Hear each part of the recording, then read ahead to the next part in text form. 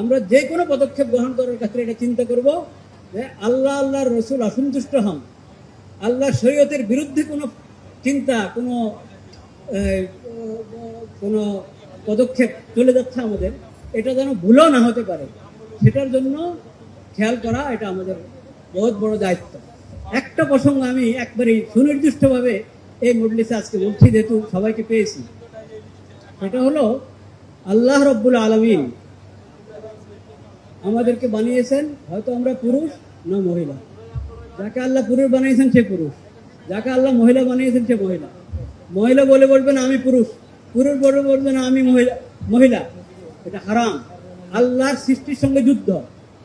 এটার কিছু আভাস গত সরকার থেকে আমরা দেখতে পেয়েছি, আরও হালকা ছিল না তা না, কিন্তু গত সরকারে এই মাঝের যে সরকারটা, কি এটাকে বলে, হ্যাঁ, এই সরকারের সময় এটার অনেক আলামত দেখা গেছে। এটার আমরা তীব্র প্রতিবাদ করছি। আজকের এই ইফতারের মাহফিলে দোয়া কবুলের সময় এটার আমরা তীব্র প্রতিবাদ করছি। এটাকে যেন এদেশে কোনো সুযোগ দেওয়া না হয়। আল্লাহ যাকে পুরুষ বানিয়েছেন সে পুরুষ, আল্লাহ যাকে মহিলা বানিয়েছেন সে মহিলা। এখানে কিছুদিন আগে পুরস্কারের ঘোষণা এসেছে, দেখেছি, এই ট্রান্সজেন্ডারের পুরস্কার, নাউজুবিল্লাহ।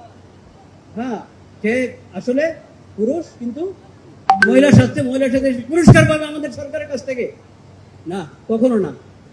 মাননীয় প্রধানমন্ত্রীর তত্ত্বাবধানে যে সরকার, এই সরকারের এখানে এই ধরনের কোনো পদক্ষেপ আমরা এটা কখনো গ্রহণ করব না। সবাই আমরা দোয়া করি আল্লাহ তাআলা আমাদেরকে ইস্তেকামত দান করেন।